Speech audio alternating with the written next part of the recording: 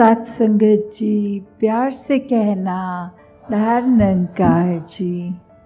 वाणी निकाल के देख लें, कोई भी रिलीजियस स्क्रिप्चर खोल के देख लें, तो क्या उस पे वो जो बात की जाती है कि ये इंसान, तुम इस धरती पे आए हो तो तुम्हें अपना एक व्यवहार कैसा बनाना है। एक मनुष्य के चोले में हो तो ये मानवीय गुण, ये ह्यूमन वैल्यूज़ तुम्हारे अंदर एक होनी चाहिए, जिससे तुम सही मायने में मनुष्य तभी कहला पाओगे जब मनुष्य जैसा व्यवहार करोगे, मनुष्य जैसी सोच रखोगे।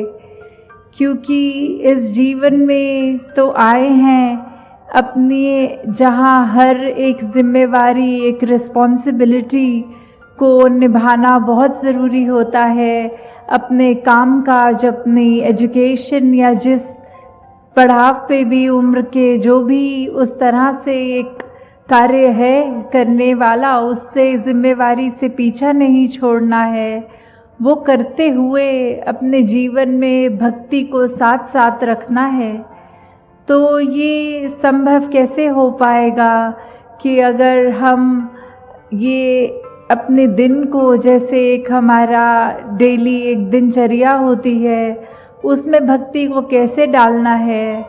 तो बात सिर्फ यही है कि एक अगर हम अपने आप में सोचें कि क्या हमें कोई अलग समय निकालना पड़ता है सांस लेने के लिए पूरे दिन में। नहीं, हम सो रहे होते हैं तो भी सांस लेते हैं, हम कुछ खाना खा रहे होते हैं तो भी सांस लेते हैं, किसी से बात करते हैं तो भी सांस लेते हैं। तो ये कोई हमें अलग समय नहीं निकालना भक्ति के लिए, पर अपने आप को एक ऐसे उसमें नेचर में बांध लें कि हमारा चलता फिरता हर पल एक भक्ति के मार्ग पे ही हो। हमारा दिल सिर्फ प्यार करे, दिल इतना बड़ा हो जाए कि बिल्कुल नैरो माइंडेडली किसी को जज ना करें।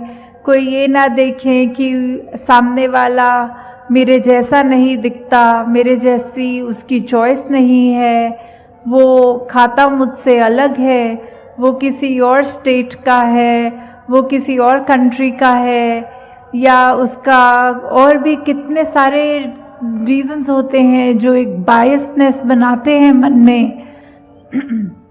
तो कैसे हमने अपने आप को ये एक तंगदिली से हटना है, इस नैरो सोच से हटना है और एक विशाल बनना है।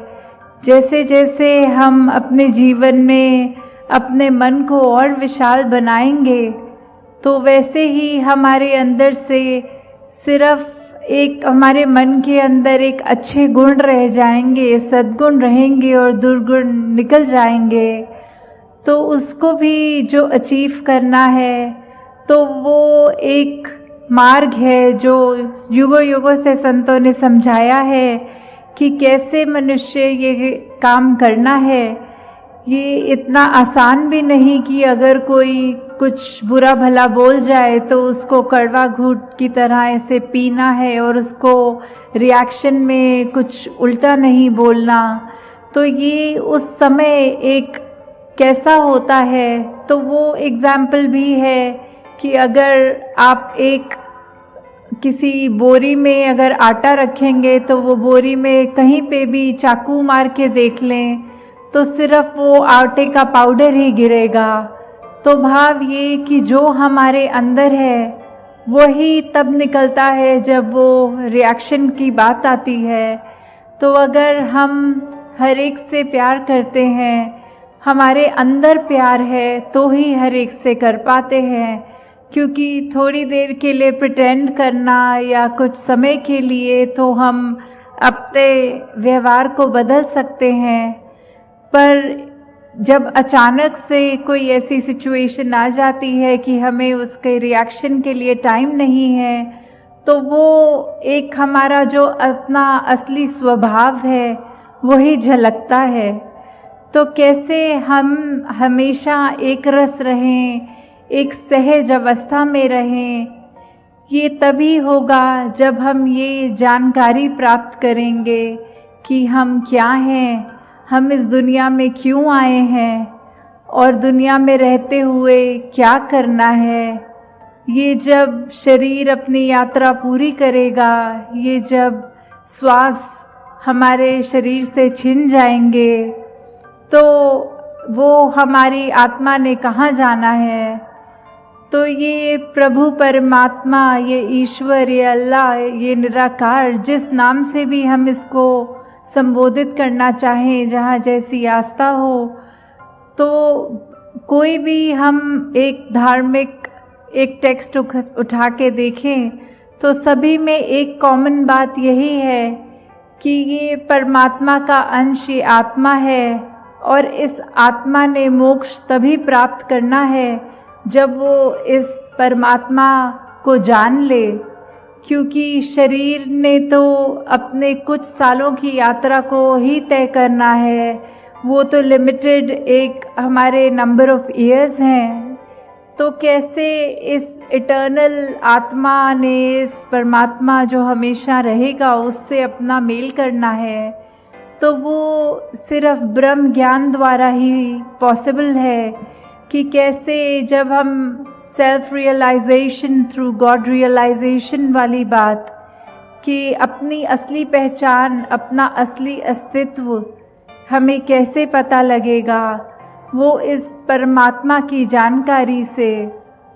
क्योंकि ये आत्मा जब इस शरीर में है तो इतने सालों से रहने के बाद वो अपने आप को शरीर ही मान बैठती है, पर ये तो उससे बहुत एक ऊंची अवस्था की है। शरीर ने तो जल्दी साथ छोड़ना है और ये आत्मा तो हमेशा रहेगी।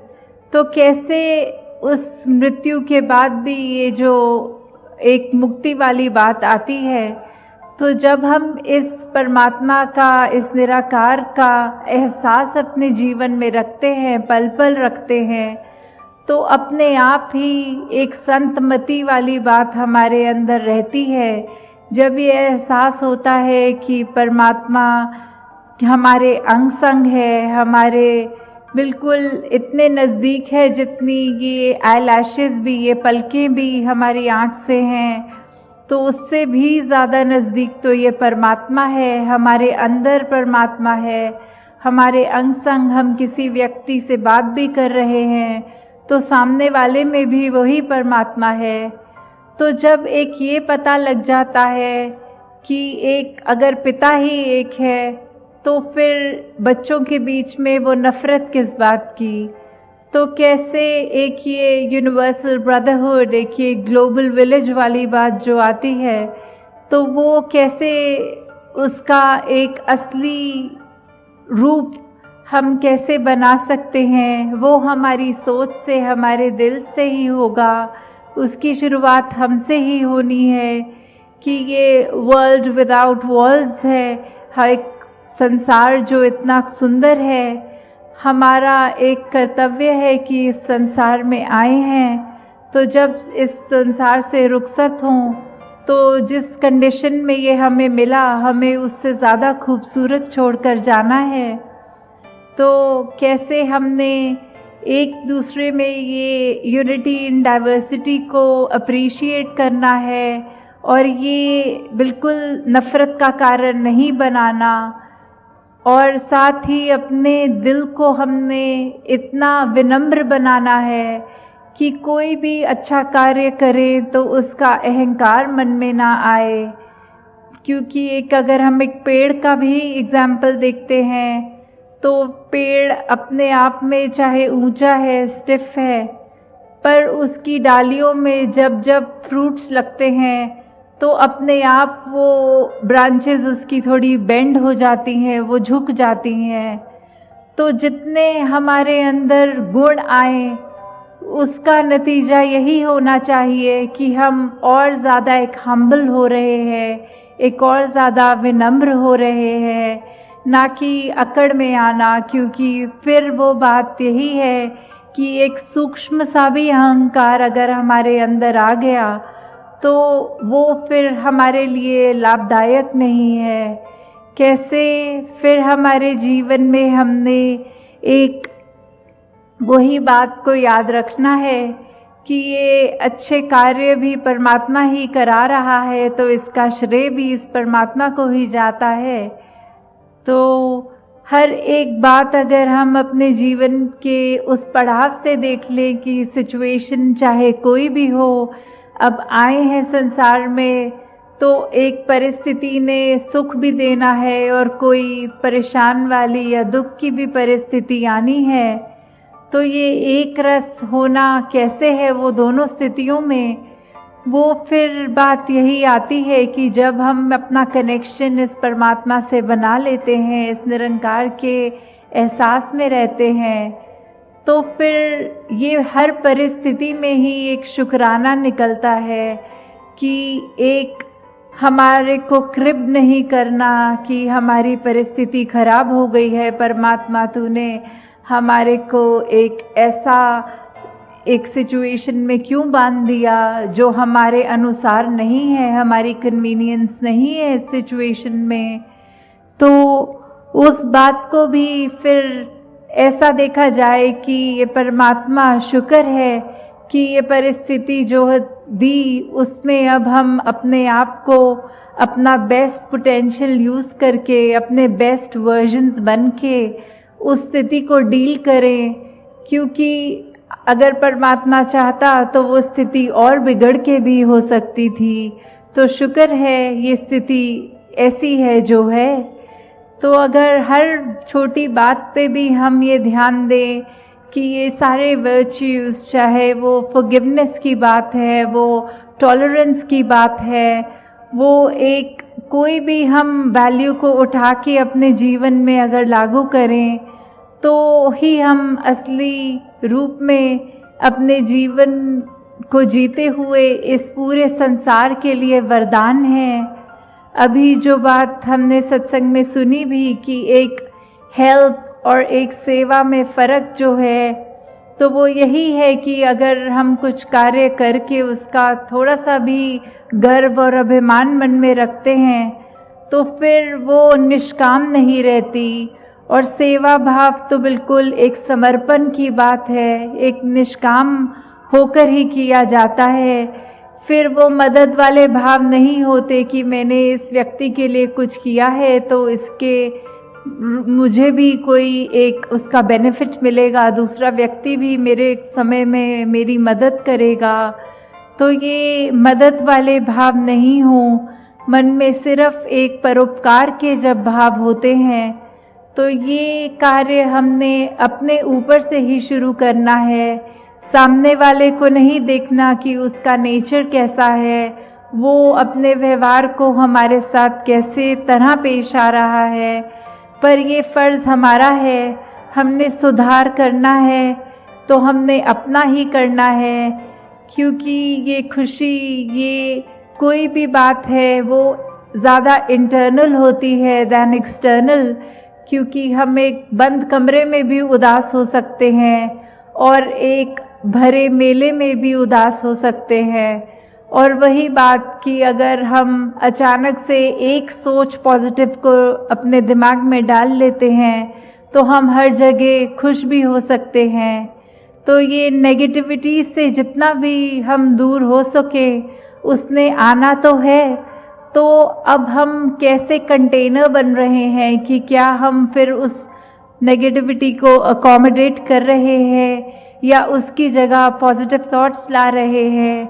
अगर हमारे पाँव में कोई कांटा चुभ रहा है तो क्या हम उसको चुभा रहने देते हैं या कोशिश होती है कि जल्दी से उस कांटे को खींच लें ताकि आराम आए शरीर को। तो बात वही है कि अगर कोई नेगेटिव थॉट आ भी रहा है तो कैसे उसको उसी समय दूर कर दें कि ये परमात्मा ने ये जीवन इतना कम दिया है तो उसमें उसको बेस्ट पोटेंशियल से इस्तेमाल करें, किसी का दिल ना दुखाएं, अपने ऊपर फोकस करके अपने ऊपर काम करके ये एक ऐसे हम इंसान बन पाएं जो वाकई ही युगों युगों से संत समझाते हैं कि ऐसे मनुष्य बनो जो हर एक के काम आओ।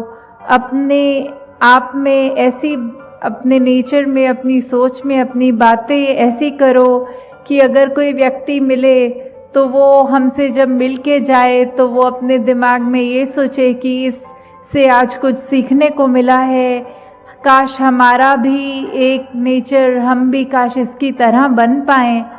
ना कि ऐसे कि इस व्यक्ति को देखा तो आंखें चुरा ली या अपना रास्ता बदल लिया और मन में सोचा कि अगर इस व्यक्ति को मिलेंगे तो बहुत मूड खराब हो जाएगा, इसने तो कड़वी बातें करनी है, इसने तो कुछ गलत ही बात बोलनी है, तो इससे मिलना ही नहीं है। तो वो चॉइस हमारी है कि हमने अपनी इस विवेक बुद्धि से, इस चेतनता को इस्तेमाल करते हुए इस प्रभु परमात्मा निराकार के आश्रय क्या अपने जीवन में हमने सुधार करना है और क्या गुणों को अपनाना है। तो दासी और समय नहीं लेगी, 8:30 तक ही समय था और वो अब हो चुका है। तो ये बहुत अच्छा लगा आज इधर वडोदरा भी आके कि जिस तरह इस शहर का नाम अगर देखा जाए तो वो एक बैनियन ट्री के नाम से ये बड़ा, ये उससे मिलता है कि ये बड़ा, तो उसी तरह हम सब के अंदर भी ये सेवा भाव बढ़ता चला जाए। ये सुमिरन जो हमारी कनेक्शन है इस परमात्मा के साथ, उसको हम अपने दिल से सही मायने से करें और कैसे अपनी गलतियां बख्शवाते चले जाए परमात्मा से, और साथ ही ये सेवा सुमिरन सत्संग करते हुए अपने जीवन में इस तरह भक्ति को लाएं कि फिर वो भक्ति भी बेगर्ज हो। कुछ उस भक्ति के करते हुए हम परमात्मा से ये ना कहें कि मैं भक्ति कर रहा हूँ, इसके बदले मुझे कोई एक सर्टेन चीज़ चाहिए। तो वो भी एक वो बात है कि बेगर्ज जिना दी उल्फत है और नमाज दी कीमत नहीं मंग दे। तो ऐसे सेल्फलेस होकर ये प्रेमा भक्ति वाली भक्ति करनी है जो इस परमात्मा से सिर्फ दिल का नाता रखते हुए, और जब इस परमात्मा इस इतनी स्थिर है जो ये पावर, उसके साथ जुड़ गए तो हमारा मन भी स्थिर होगा, हमारे को वो बेचैनियाँ फिर इतनी इफ़ेक्ट नहीं करेंगी, फिर हम पूरे संसार में सिर्फ शीतलता ही पहुँचाएंगे। तो हर एक को परमात्मा ये कृपा करे सब पे कि हर एक का जीवन जहाँ कैसा भी हो उसमें ये शुक्राना भाव रहे, उसमें अपनी तरफ से सामने वाले को देने के लिए इस दिल में सिर्फ प्यार रहे। तो दासी और शब्दों का सहारा ना लेके इन्हीं शब्दों से आपसे आज्ञा लेगी। सत्संगत जी, धन निरंकार जी।